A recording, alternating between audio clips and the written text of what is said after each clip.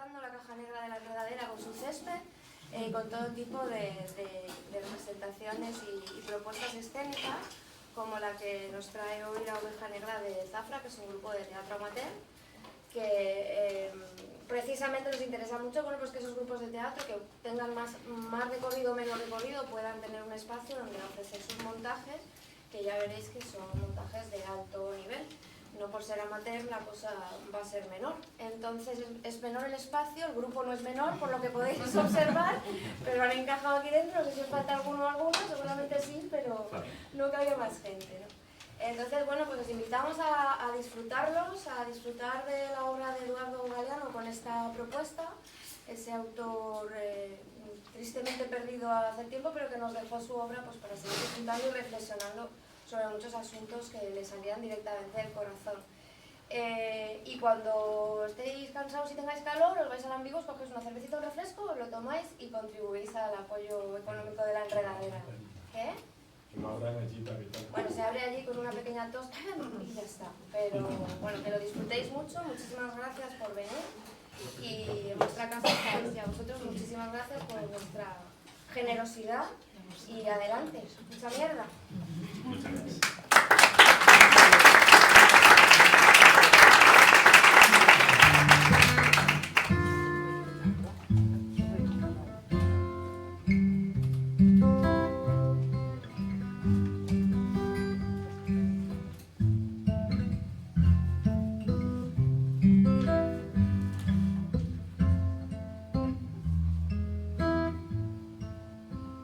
Soledad sobre ruinas, sangre en el trigo, rojo y amarillo, manantial del veneno, escudo, heridas, 5 siglos igual, libertad sin galope, banderas rotas, soberbia y mentiras, medallas de oro y plata, contra esperanza, 5 siglos igual. En esta parte de la tierra la historia se cayó. Como se caen las piedras, aún las que tocan el cielo, o están cerca del sol, o están cerca del sol. Desamor, desencuentro, perdón y olvido, cuerpo con mineral, pueblos trabajadores, infancias pobres, 5 siglos igual. Lealtad sobre tumbas, piedra sagrada, Dios no alcanzó a llorar. Sueño largo del mar, hijos de nadie, 5 siglos igual. Muerte contra la vida, gloria de un pueblo desaparecido. Es comienzo, es final, leyenda perdida, 5 siglos igual. En esta parte de la tierra la historia se cayó. Como se caen las piedras, aún las que tocan el cielo, o están cerca del sol, o están cerca del sol. Es tinieblas con flores, revoluciones, y aunque muchos no están, nunca nadie pensó besarte los pies 5 siglos igual.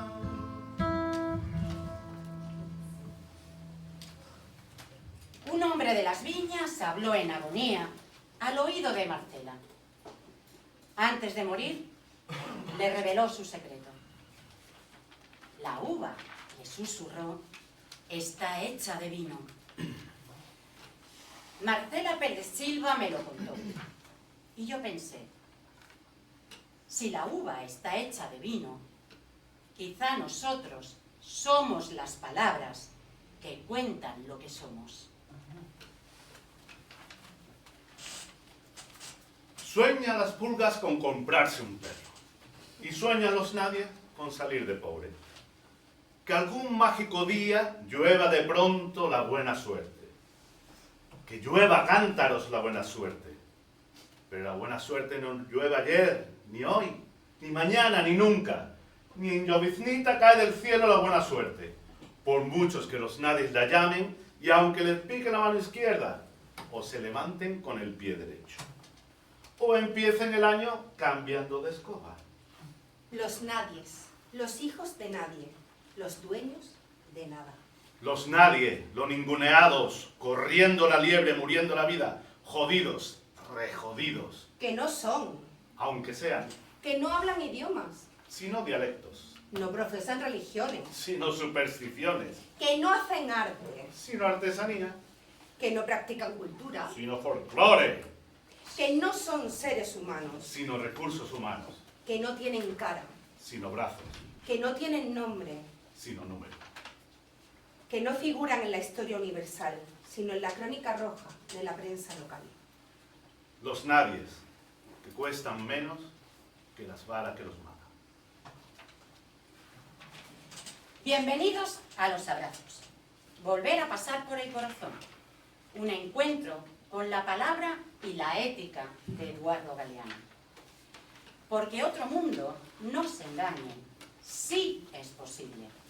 Y en ese empeño, los valores del uruguayo acudirán a iluminar nuestras casas, nuestros corazones.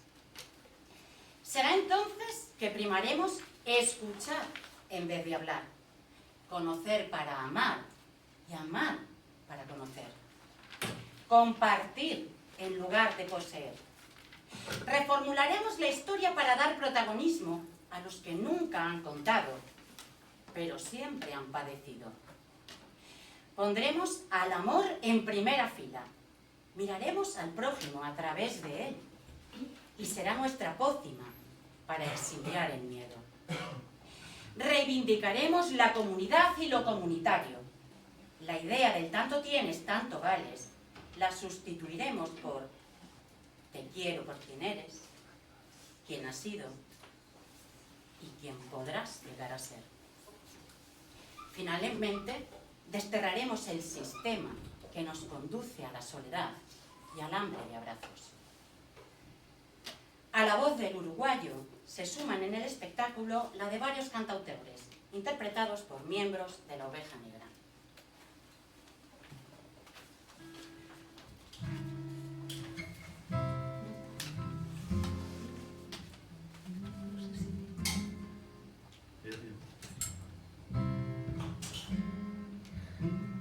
Los pibes allá en la esquina están como dibujados, no les pagan sus pecados, no les tocó religión, esperan la tardecita ay, y van hasta la placita, fuman y beben un poco, después tocan el tambor, porque esperan que en el cielo esté el amor. Que no tuviste voz, que no, como que no, mírate, míralo. Los pibes cumplen condena, entran y salen las penas, entran y salen las penas de su niño corazón, porque tiene mucho cielo y mucho mar. Me gusta este lugar, que no, como que no, míralo, míralo. y tienen la valentía de ganarse el día a día, aunque una noche sin luna se pierda tu encendedor. Rega mi patio manguera, niña de la primavera, niña de la primavera. Rega mi patio de amor, porque tiene mucho cielo y mucho mar. Me gusta este lugar, que no, como que no, míralo, míralo, porque tiene mucho cielo y mucho mar.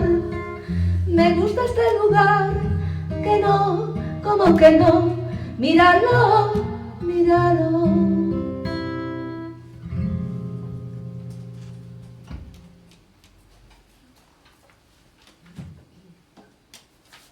El sistema. Ay, el sistema.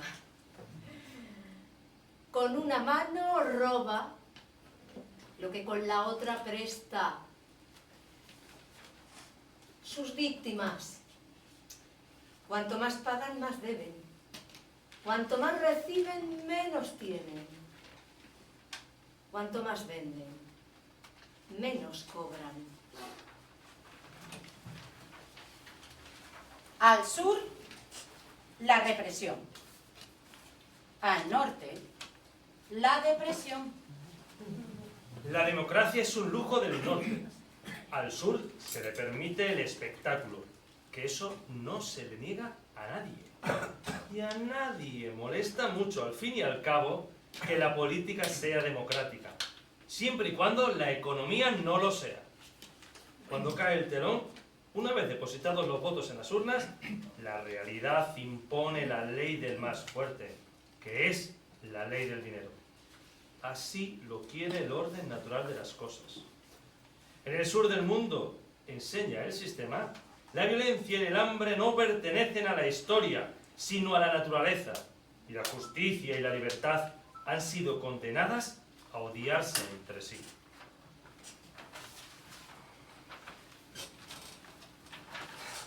Un sistema de desvínculo.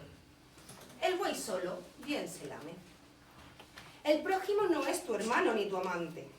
El prójimo es un competidor, un enemigo, un obstáculo a saltar o una cosa para usar. El sistema que no da de comer, tampoco da de amar. A muchos los condena al hambre de pan y a muchos más condena al hambre de abrazos.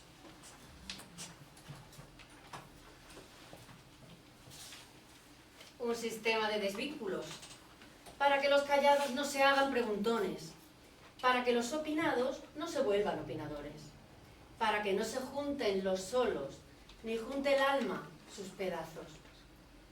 El sistema divorcia la emoción y el pensamiento, como divorcia el sexo y el amor, la vida íntima y la vida pública, el pasado y el presente.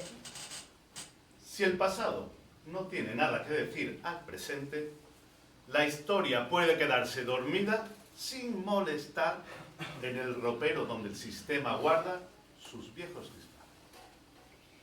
El sistema nos vacía la memoria, o nos llena la memoria de basura, y así nos enseña a repetir la historia en lugar de hacerla. Las tragedias se repiten como farsas, anunciaba la célebre profecía, pero entre nosotros es peor. Las tragedias se repiten como tragedias.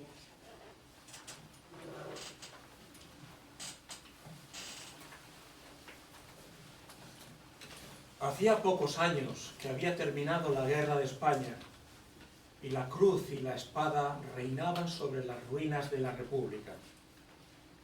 Uno de los vencidos, un obrero anarquista, recién salido de la cárcel, buscaba trabajo. En vano revolvía cielo y tierra. No había trabajo para un rojo. Todos le ponían mala cara, se encogían de hombros o le daban la espalda. Con nadie se entendía, nadie lo escuchaba.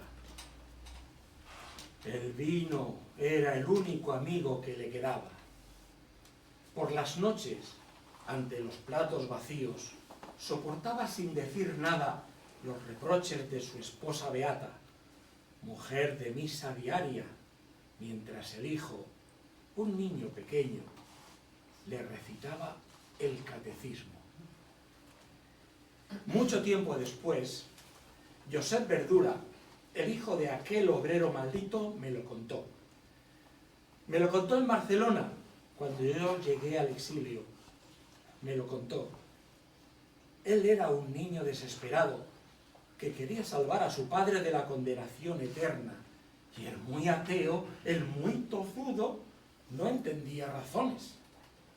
Pero papá, le dijo Josep llorando, si Dios no existe, ¿quién hizo el mundo? Tonto, dijo el obrero cabizbajo casi en secreto.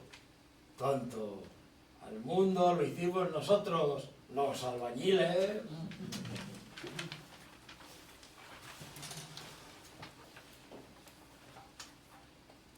El catecismo me enseñó en la infancia a hacer el bien por conveniencia y no hacer el mal por miedo. Han pasado los años. Yo ya ni creo ni temo. No voy a misa los domingos, ni en fiestas de guardar. He codiciado a casi todas las mujeres de mi prójimo.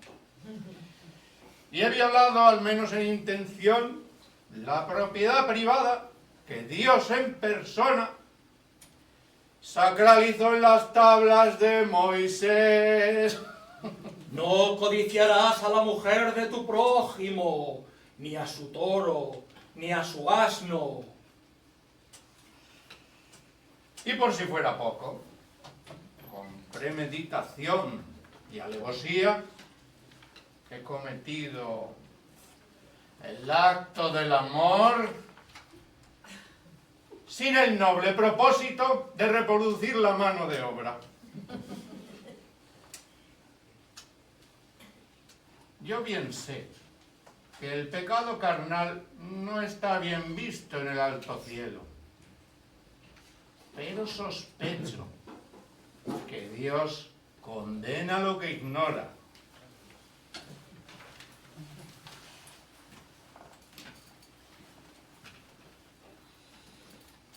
Diego no conocía el mar. El padre, Santiago Kovatlov, lo llevó a descubrirla. Viajaron al sur. Ella, la mar, estaba más allá de los altos médanos, esperando. Cuando el niño y su padre alcanzaron por fin aquellas cumbres de arena, después de mucho caminar, la mar estalló ante sus ojos. Y fue tanta la inmensidad de la mar y tanto su fulgor que el niño quedó mudo de hermosura. Y cuando por fin consiguió hablar, temblando, tartamudeando, pidió a su padre: «Ayúdame a mirar».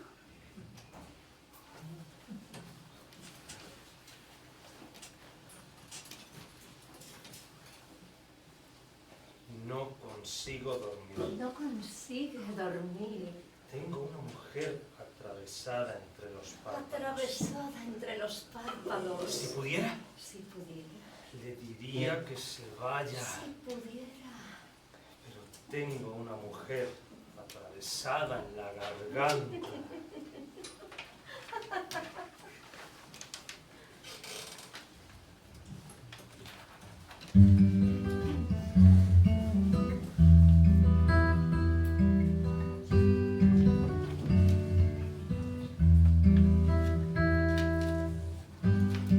Y cómo pasa el tiempo, como el viento en las montañas, y sin embargo crece crece este amor de mil mañanas. Soy un grito en la noche, llamándote en silencio, y arribo a tus andenes con el calor de mis desvelos, y suelo volver de madrugada a las caderas de fuego y luna de mi Mariana, y suelo volver en las guitarras a las praderas verdes y oscuras de tu mirada.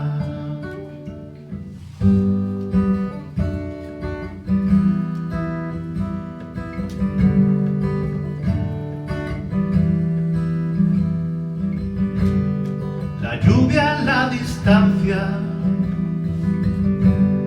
tus ojos de misterio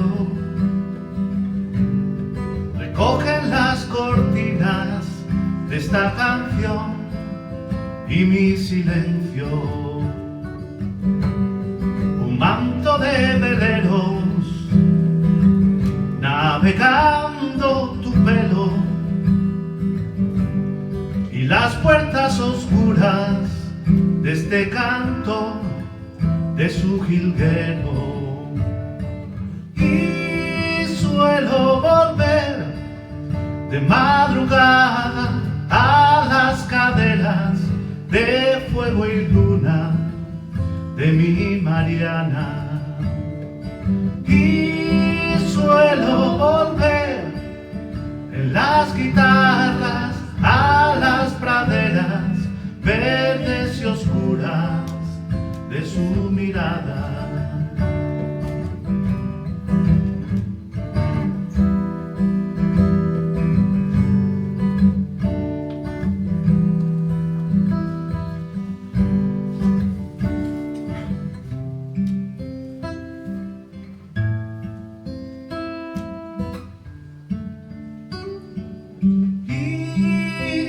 Suelo volver de madrugada a las caderas de fuego y luna de mi Mariana,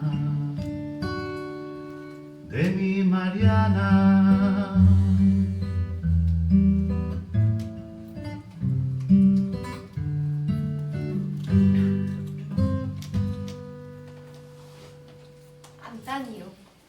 Antaño don Verídico sembró casas y gentes en torno al boliche del resorte para que el boliche no se quedara solo. Este sucedido sucedió, dicen en el pueblo por él nacido. Y dicen que había allí un tesoro escondido en la casa de un viejito calandraca. Una vez por mes el viejito estaba en las últimas. Se levantaba de la cama y iba a cobrar la jubilación. Aprovechando la ausencia, unos ladrones venidos de Montevideo le invadieron la casa. Los ladrones buscaron y rebuscaron el tesoro en cada recoveco. Lo único que encontraron fue un baúl de madera tapado de cobijas en un rincón del sótano. El tremendo candado que lo defendía resistió invicto el ataque de las ganzúas. Así que se llevaron el baúl. Y cuando por fin consiguieron abrirlo ya lejos de allí, descubrieron que el baúl estaba lleno de cartas. Eran las cartas de amor que el viejito había recibido todo a lo largo de su larga vida. Los ladrones iban a quemar las cartas. Se discutió. Finalmente decidieron devolverlas. Y de a una por semana. Desde entonces, al mediodía de cada lunes, el viejito se sentaba en lo alto de la loma. Allá esperaba que apareciera el cartero en el camino. No bien veía asomar el caballo gordo de alforjas por entre los árboles. El viejito se echaba a correr. El cartero, que ya sabía, le traía su carta en la mano. Y hasta San Pedro escuchaba los latidos de ese corazón loco de la alegría, de recibir palabras de mujer.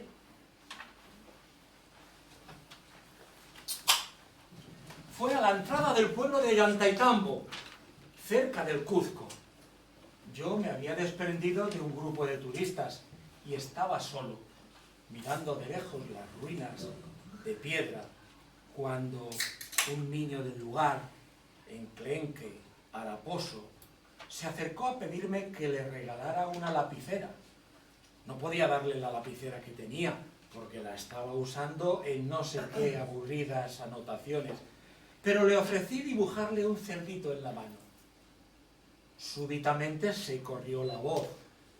De buenas a primeras me encontré rodeado de un enjambre de niños que exigían, a grito pelado, que yo les dibujara bichos en sus manitas cuarteadas de mugre y frío, pieles de cuero quemado. Había quien quería un cóndor y quien una serpiente. Otros preferían loritos o lechuzas y no faltaban los que pedían un fantasma o un dragón.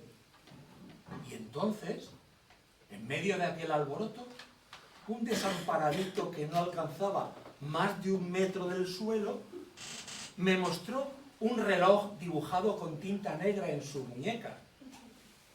Me lo mandó un tío mío, que vive en Lima. ¿Y anda bien?, le pregunté.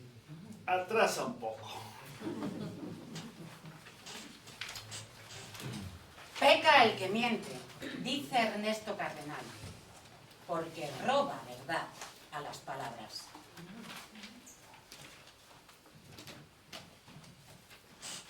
Una negra media bozal de Nación Caminda, la cantidad de 430 pesos. Tienes principios de coser y de planchar. ¡Sanguijuelas! Sanguijuelas recién venidas de Europa de la mejor calidad. A 4, 5 y 6 vintenes cada una. Señora, un coche en 500 patagones, o se cambia por una negra. ¡Una negra! Una negra de edad de 13 a 14 años, sin vicios. De nación mangada. Vendo un mulatillo de edad de 11 años, con principios de sastre. Esencia de zarza parrilla. A 2 pesos el frasquito. Una primeriza, con pocos días de parido. No tiene criatura, pero tiene abundante y buena leche, no se la pierdan. Un león, pero manso como un perro, que come de todo. Y también una cómoda y una caja de caoba. Oiga, caballero, una criada sin vicios ni enfermedades de Nación Conga, de edad como de 18 años, y asimismo un piano y otros muebles. Todo ello a precios cómodos.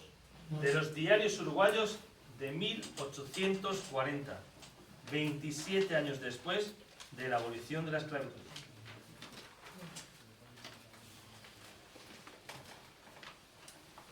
Sixto Martínez cumplió el servicio militar en un cuartel de Sevilla. En medio del patio de aquel cuartel había un banquito. Junto al banquito, un soldado hacía guardia. La guardia se hacía porque se hacía. De noche y de día, todas las noches, todos los días, y de generación en generación, los oficiales transmitían la orden y los soldados obedecían. Nadie nunca dudó, nadie nunca preguntó. La guardia se hacía porque se hacía. Y si así se había hecho, por algo sería. Y así siguió siendo, hasta que no sé qué general o coronel quiso conocer la orden original. Hubo que revolver a fondo los archivos. Y después de mucho rebuscar, se supo. Hacía 31 años, 2 meses y 4 días, un oficial había mandado hacer guardia junto al banquito que estaba recién pintado, para que a nadie se le ocurriera sentarse sobre la pintura fresca. Los indios shuar, los llamados jíbaros, cortan la cabeza del vencido, la cortan y la reducen hasta que cabe en un puño, para que el vencido no resucite. Pero el vencido no está del todo vencido hasta que le cierran la boca. Por eso le cosen los labios con una fibra que jamás se pudre. Cuando es verdadera, cuando nace de la necesidad de decir, a la voz humana no hay quien la pare. Si le niegan la boca, ella habla por las manos, o por los ojos, o por los poros, o por donde sea.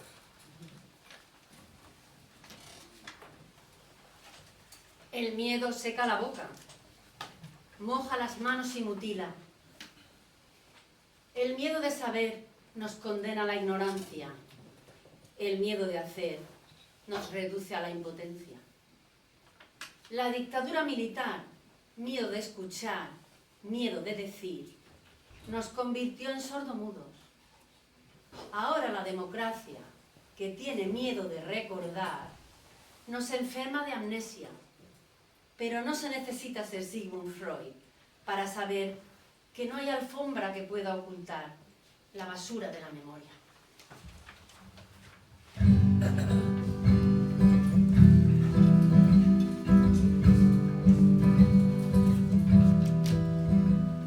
Los viejos amores que no están, la ilusión de los que perdieron, todas las promesas que se van, hielos que cualquier tierra cayeron, todo está guardado en la memoria, sueño de la vida y de la historia, el engaño y la complicidad de los genocidas que están sueltos, el indulto y el punto final a las bestias de aquel infierno.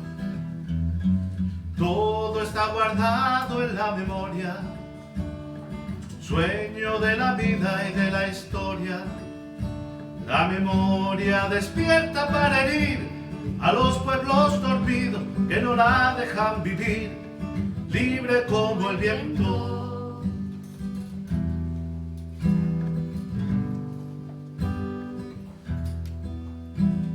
Los desaparecidos que se buscan con el color de sus nacimientos, el hambre y la abundancia que se juntan, el maltrato con su mal recuerdo, todo está acabado en la memoria, la espina de la vida y de la historia. 2000 comerían por un año con lo que cuesta un minuto militar. ¿Cuántos dejarían de ser esclavos por el precio de una bomba al mar?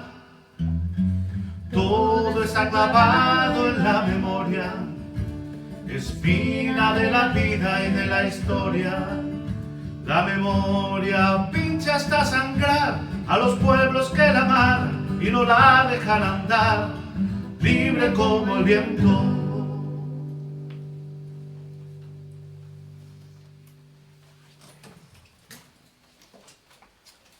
En tiempos de la dictadura militar, a mediados de 1973, un preso político uruguayo, Juan José Nuchet, sufrió una sanción de 5 días. 5 días sin visita ni recreo.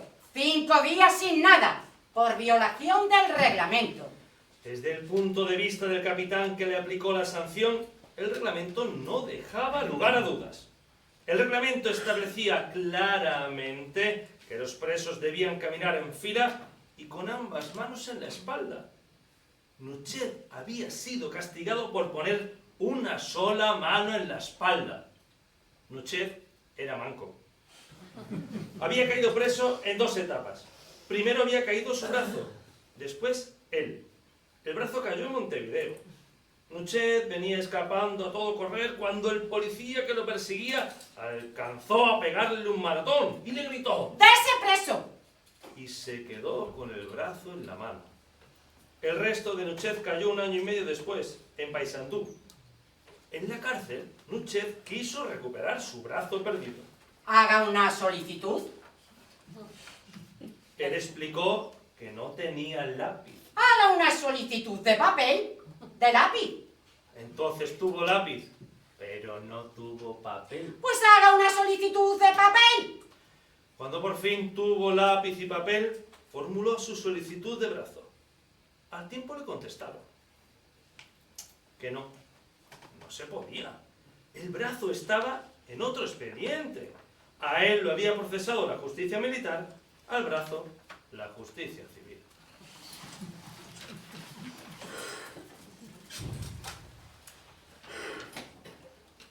Mis certezas desayunan dudas.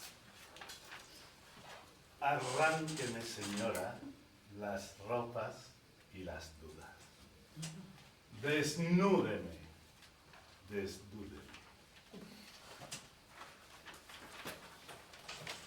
Fe de ratas. Donde el Antiguo Testamento dice lo que dice, debe decir lo que quizá me ha confesado su principal protagonista.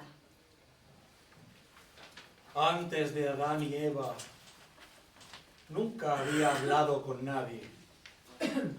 Yo había pronunciado bellas frases como «hágase la luz», pero siempre en soledad. Así que aquella tarde, cuando me encontré con Adán y Eva a la hora de la brisa, no fui muy elocuente. Me faltaba práctica. Lo primero que sentí fue asombro. Ellos acababan de robar la fruta del árbol prohibido en el centro del paraíso. Adán había puesto de cara de general que viene de entregar la espada, y Eva miraba al suelo como contando hormigas. Pero los dos estaban increíblemente jóvenes y bellos y radiantes. Me sorprendieron. Yo los había hecho, pero yo no sabía que el barro podía ser luminoso. Después, lo reconozco. Sentí envidia.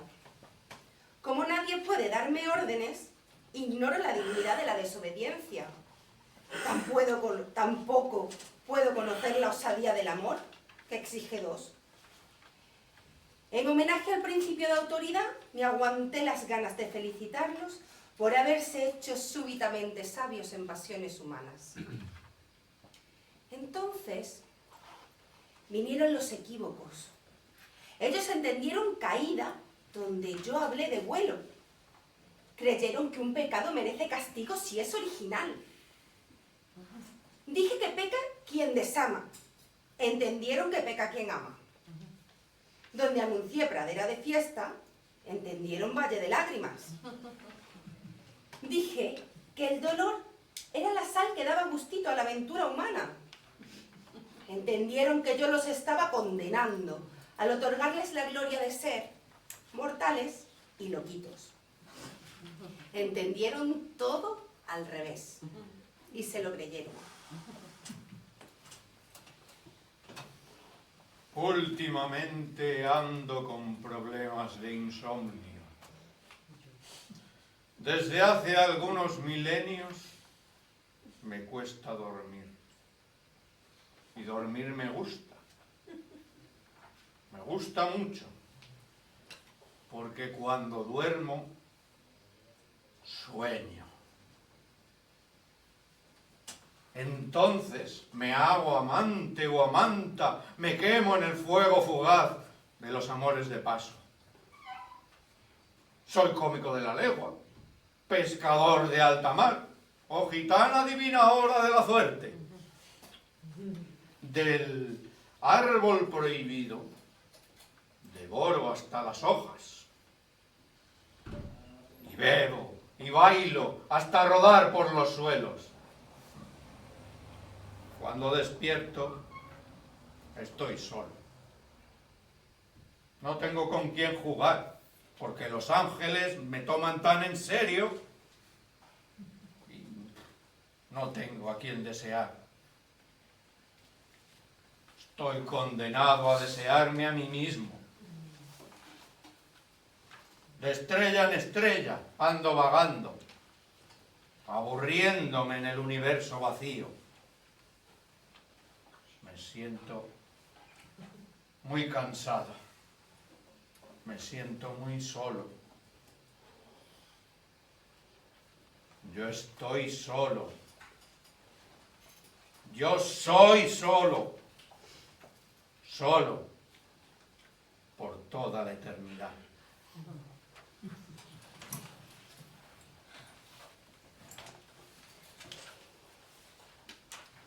¿Dónde se cobra el ingreso per cápita?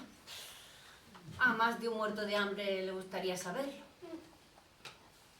En nuestras tierras, los numeritos tienen mejor suerte que las personas. Digo. ¿A cuántos les va bien cuando la economía va bien? ¿A cuántos desarrolla el desarrollo? Ay, el desarrollo desarrolla. La desigualdad. Breve historia de la siembra de la democracia en América.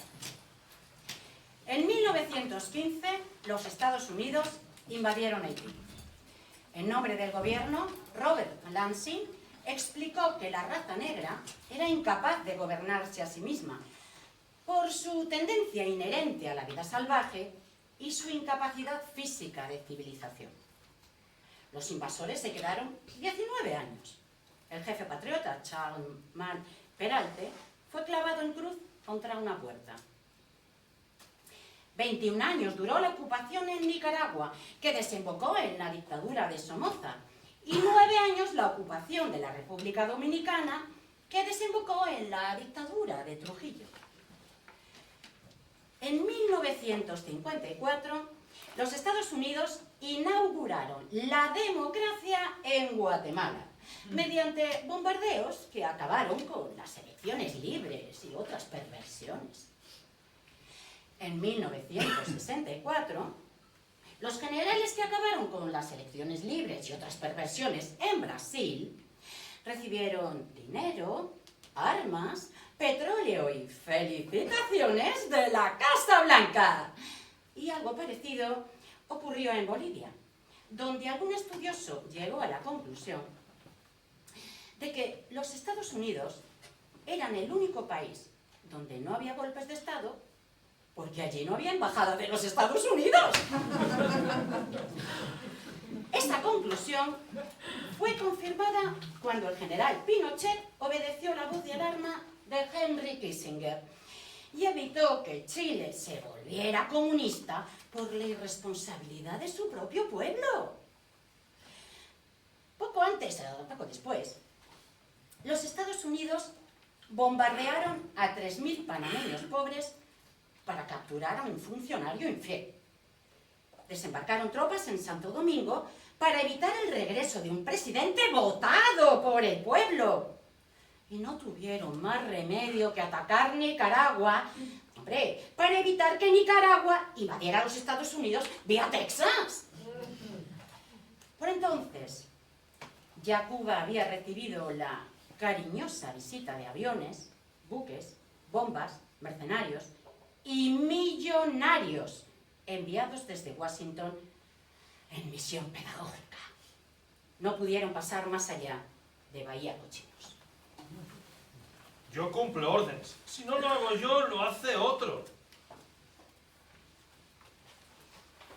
Ante el odio de la víctima, el torturador siente estupor y hasta una cierta sensación de injusticia. Al fin y al cabo, él es un funcionario, un simple funcionario que cumple su horario, su tarea. Terminada la agotadora jornada de trabajo, el torturador se lava las manos. Amadou Gerard, que luchó por la independencia de Argelia, me lo contó. Amadou fue torturado por un oficial francés durante varios meses. Y cada día, a las 6 en punto de la tarde,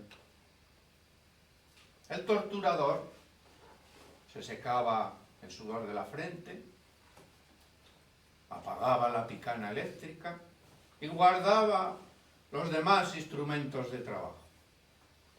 Entonces, se sentaba al lado del torturado y le hablaba de sus problemas familiares y del ascenso que no llega y de lo cara que está la vida. El torturador hablaba de su mujer insufrible y del niño recién nacido que no le había dejado pegar ojo. Le hablaba contra Orán, esa ciudad de mierda, y contra el hijo de puta del coronel que...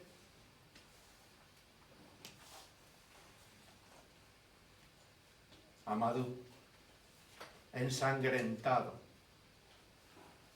ardiendo en fiebres, temblando de dolor, no decía nada.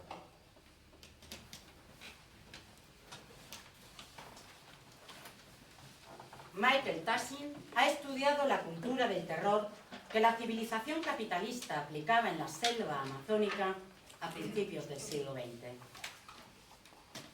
La tortura no era un método para arrancar información, sino una ceremonia de confirmación del poder. En un largo y solemne ritual, a los indios rebeldes le cortaban la lengua y después los torturaban para obligarlos a hablar. Fue en un colegio de curas, en Sevilla. Un niño de 9 años o 10 estaba confesando sus pecados por vez primera. El niño confesó que había robado caramelos, o que había mentido a la mamá, o que había copiado al vecino de pupitre, o quizás confesó que se había masturbado pensando en la prima. Entonces, desde la oscuridad del confesionario, emergió la mano del cura, que blandía una cruz de bronce. El cura obligó al niño a besar a Jesús crucificado, y mientras le golpeaba la boca con la cruz le decía: «Tú lo mataste, tú lo mataste». Julio Vélez era aquel niño andaluz arrodillado. Han pasado muchos años. Él nunca pudo arrancarse eso de la memoria.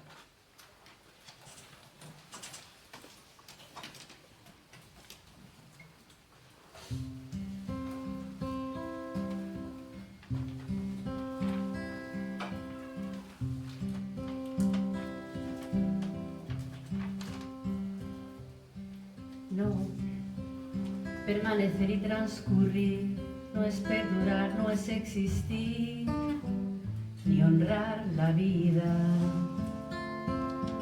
Hay tantas maneras de no ser, tanta conciencia sin saber, adormecida. Merecer la vida no es callar y consentir tantas injusticias repetidas. Es una virtud de dignidad y es la actitud de identidad más definida. Eso de durar y transcurrir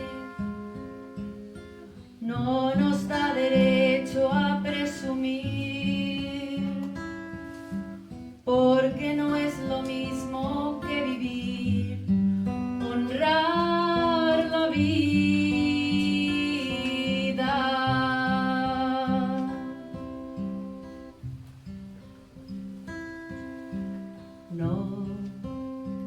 permanecer y transcurrir, no siempre quiere sugerir honrar la vida.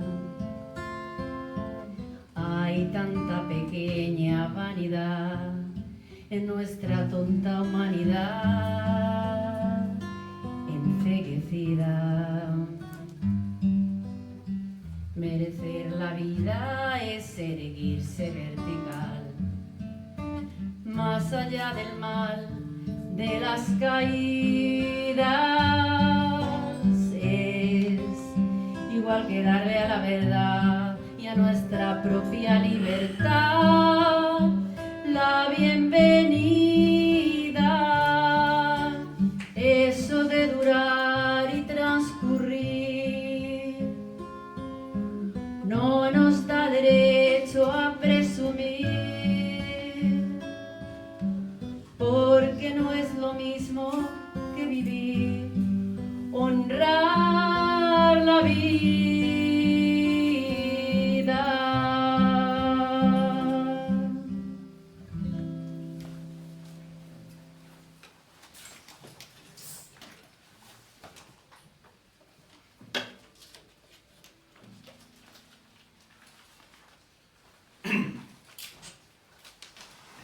En los suburbios de La Habana llama al amigo mi tierra o mi sangre. Y en Caracas el amigo es mi pan o mi llave. Pana por panadería, la fuente de buen pan para las hambres del alma. Y llave, llave por llave, me decía Mario Benedetti. Y me cuenta que cuando vivía en Buenos Aires, en los tiempos del terror, él llevaba 5 llaves ajenas en su llavero. 5 llaves de 5 casas, de 5 amigos. Las llaves que lo salvaron.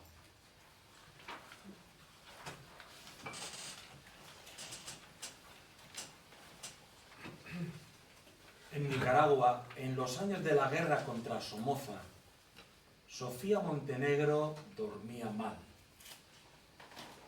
Sus hermanos eran el tema de las pesadillas más frecuentes.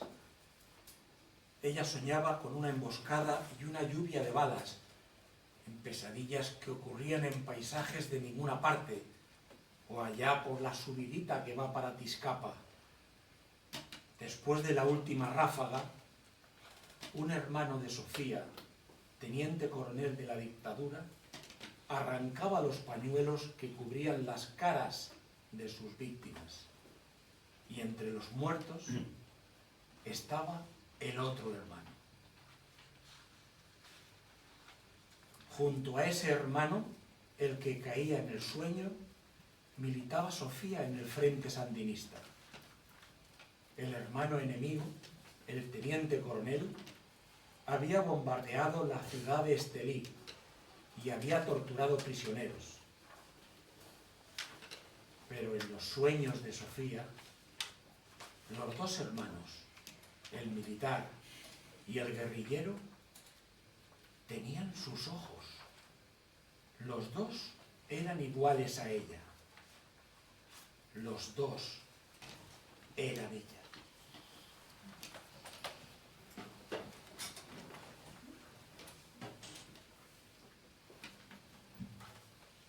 El poeta Juan Gelman escribe alzándose sobre sus propias ruinas, sobre su polvo y su basura.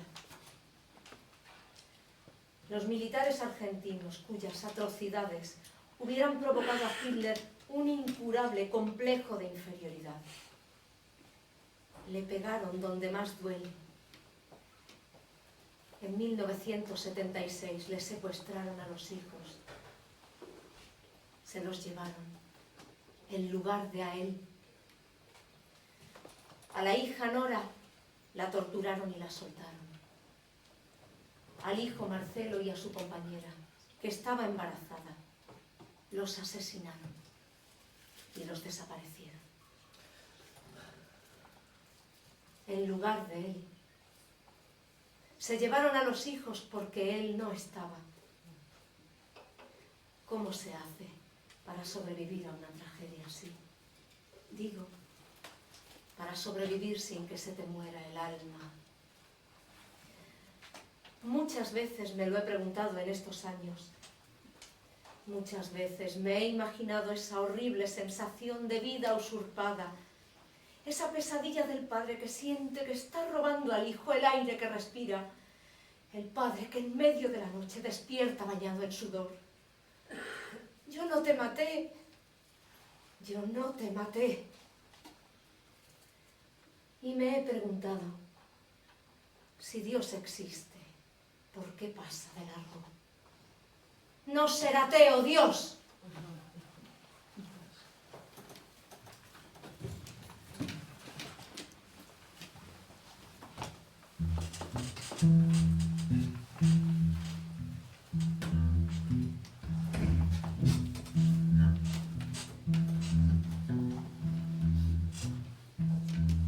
Que alguien me diga si ha visto a mi esposo. Se llama Ernesto, tiene 40 años. Trabaja de celador en un negocio carros.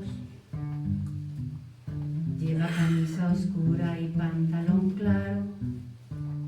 Salió anteanoche, no ha regresado. Y yo ya no sé qué pensar, pues esto antes no me había pasado. Oh, oh, oh. Oh, oh, oh.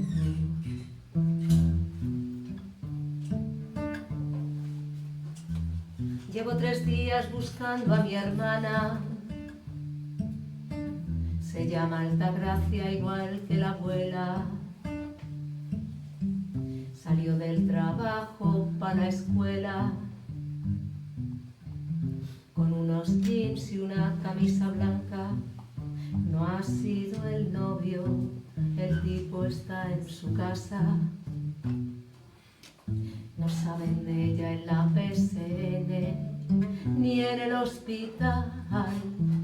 Oh, oh, oh, ni en el hospital.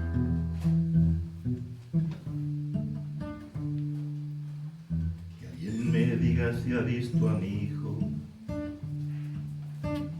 Es estudiante de premedicina. Se llama Agustín y es un buen muchacho. A veces terco cuando opina. Lo han detenido, no sé qué fuerza. Pantalón claro, camisa raya, paso en talle.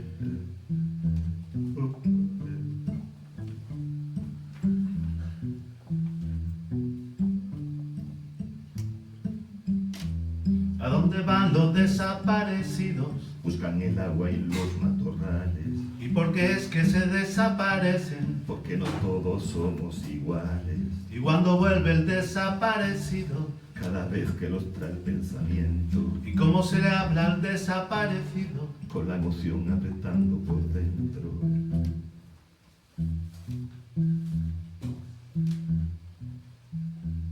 Clara Quiñones se llama mi madre. Es un alma de Dios, no se mete con nadie. Se la han llevado de testigo por un asunto que es nada más conmigo. Y fui a entregarme hoy por la tarde. Y ahora vi que no saben quién se la llevó del cuartel. Se la llevó del cuartel.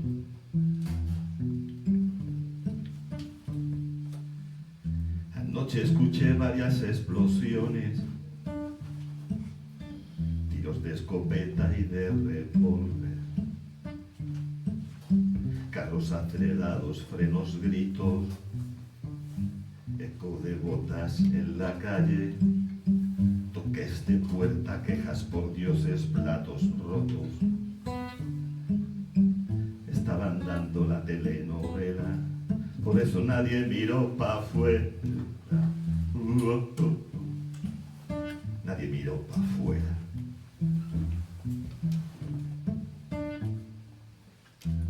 ¿A dónde van los desaparecidos? Buscan el agua y en los matorrales. ¿Y por qué es que se desaparecen? Porque no todos somos iguales. Y cuando vuelve el desaparecido, Cada vez que los trae el pensamiento, ¿cómo se le habla al desaparecido? con la emoción apretando por dentro.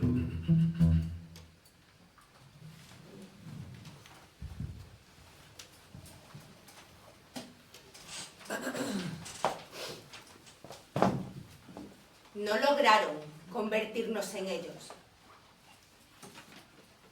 Corrían ya los últimos años, los últimos tiempos de las dictaduras militares en Argentina y Uruguay. Habíamos comido miedo al desayuno, miedo al almuerzo y a la cena, miedo. Pero no habían logrado convertirnos en ellos. Yo escribo para quienes no pueden leerme. Los de abajo, los que esperan desde hace siglos en la cola de la historia, no saben leer o no tienen con qué. Cuando me viene el desánimo, me hace bien recordar una lección de dignidad del arte que recibí hace años en un teatro de Asís, en Italia. Habíamos ido con Elena a ver un espectáculo de pantomima y no había nadie. Ella y yo éramos los únicos espectadores. Cuando se apagó la luz, se nos sumaron el acomodador y el boletero.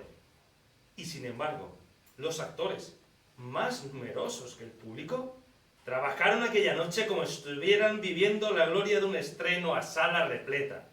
Hicieron su tarea entregándose enteros, con todo, con alma y vida. Y fue una maravilla. Nuestros aplausos retumbaron en la soledad de la sala. Nosotros aplaudimos hasta despellejarnos las manos. A veces me reconozco en los demás. A veces Me reconozco en los que quedarán, en los amigos abrigos, A veces. locos lindos de la justicia y bichos voladores de la belleza, y demás vagos y mal entretenidos que andan por ahí, A veces. y por ahí seguirán. Como seguirán las estrellas de la noche y las olas de la mar. Entonces, cuando me reconozco en ellos, yo soy aire aprendiendo a saberme continuado en el viento. Me parece que fue Vallejo, César Vallejo, quien dijo que a veces el viento cambia de aire. Cuando yo ya no esté, el viento estará, seguirá estando. Silba el viento dentro de mí, Estoy desnudo, dueño de nada, dueño de nadie. ni siquiera dueño de mis certezas. Soy mi cara en el viento, a contraviento. Y soy el viento que me golpea la cara.